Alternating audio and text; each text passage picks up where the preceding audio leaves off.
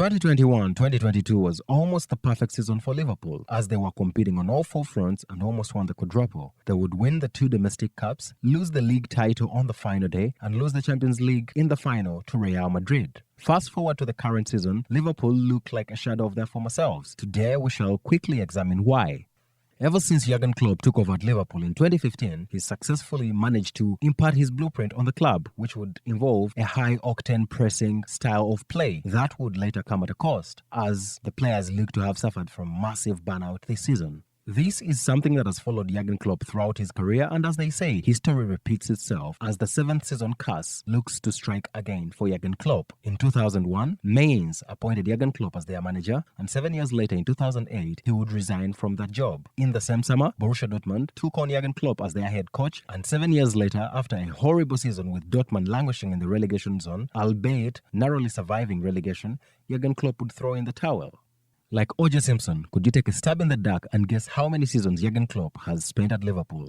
Damn right, this is his 7th season. However, I would like to make the clarification that I don't think the proceedings at Liverpool are similar to the proceedings at Borussia Dortmund. At Dortmund, Jurgen Klopp would win them a couple of Bundesliga titles, take them to the Champions League final, but he lost most of his best players. Nuri Sahin would join Real Madrid, Robert Lewandowski, Mario Götze, and Matt Hummels would join Bayern Munich. That hasn't been the case at Liverpool. The burnout and injuries at Liverpool have led to the structural collapse of the three main departments on the pitch, which would be the defense, the offense, and the midfield. The midfield is very vital as it is the engine and powerhouse of whatever the club does. And Liverpool's midfield this season has looked like the opposite of what a Jurgen Klopp midfield looks like. Most of the midfielders have lost their legs and can't run as they used to. The energy, intensity, and tempo required hasn't been up to par at Liverpool. This could be as a result of various issues, age being one of those. Jordan Henderson, James Milner, Thiago Alcantara, Fabinho all look like they are in the evening of their career, which has led to Liverpool depending on the youngsters, Harvey Elliott, Curtis Jones, and Bazetic putting in the shift. And as much as youthfulness is required in sport, a mixture with experience is always the best, which has been lacking with Liverpool's midfield. The injury wars have not only been in the midfield, but in the defense too, as Liverpool fans have not seen their best centre-back pairing of Van Dijk and Konate play together more than 10 games. The constant circumstantial change of both the midfield and the defense partnerships definitely plays a part in Liverpool's struggles this season. The defense and midfield ailings at Liverpool have subsequently affected the attack. For the last couple of years, Liverpool fans have been spoiled by the trio of Salah, Mane, and Firmino, who are all hard-working on and off the ball. However, Liverpool haven't had the same cohesion this season. The arrival of Darwin Núñez and Cody Gakpo definitely meant a shift from the old trio that Liverpool fans were used to. Núñez and Gakpo have needed time to adapt to the league and the demands of Jurgen Klopp. The cohesion still hasn't been found throughout the three, but as they play more games together, you could see the chemistry building up. The injury wars that I talked about in the defense and the midfield have also affected the attackers at Liverpool. Luis Diaz, who looked like a live wire since his signature from FC Porto, has been out for majority of the time, and so has Diogo Jota, causing the over-reliance of two attackers, Cody Gakpo and Darwin Núñez, who are new to the Premier League and have to adapt as fast as possible. You can succinctly see that all the structures at Liverpool have collapsed. The defense, the attack, and the midfield. Part of the reason why Liverpool have enjoyed so much success in the last few years is their backroom staff and recruitment. However, lately, there's been a huge brain drain at Anfield. Michael Edwards, the sporting director for Liverpool over the last decade, managed to leave his job.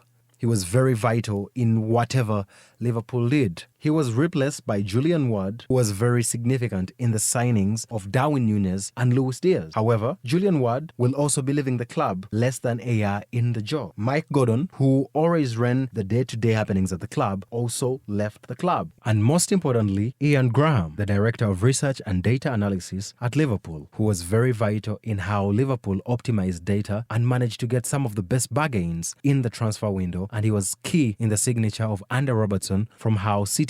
It is important to note that both Michael Edwards and Ian Graham were at Liverpool long before the arrival of Jurgen Klopp. What made everything tick is that Klopp bought into the philosophy, unlike previous managers like Brendan Rodgers. Well, you see, before the arrival of Klopp, Liverpool had a system where the recruitment team had a signing in the transfer market and the manager had a signing of his choice in the transfer market. That is how Liverpool ended up with Roberto Firmino from Hoffenheim as prescribed by the recruitment team, whilst the manager Brendan Rodgers was knee-bent on signing Christian Benteke from Aston Villa. With the arrival of Jurgen Klopp, this was normal as he worked in in tandem with the recruitment team. And that is how you find yourself in a situation where Jurgen Klopp was interested in signing Julian Brandt and Mario Götze, but the recruitment team advised Mo Salah and Sadio Mane. We all know how that turned out.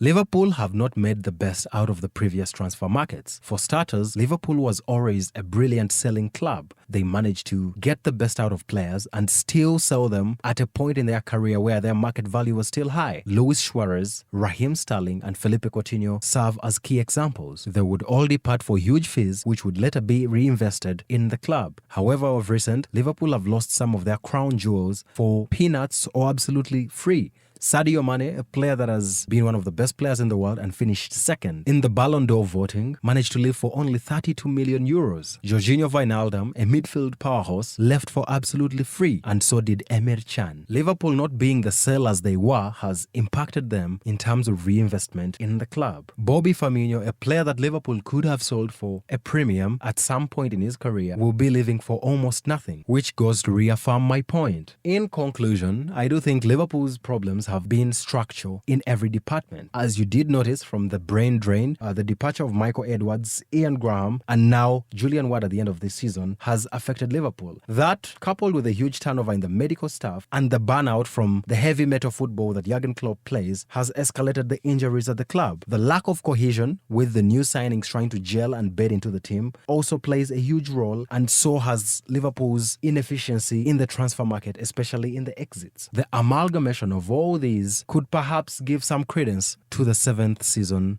curse for Jurgen Klopp.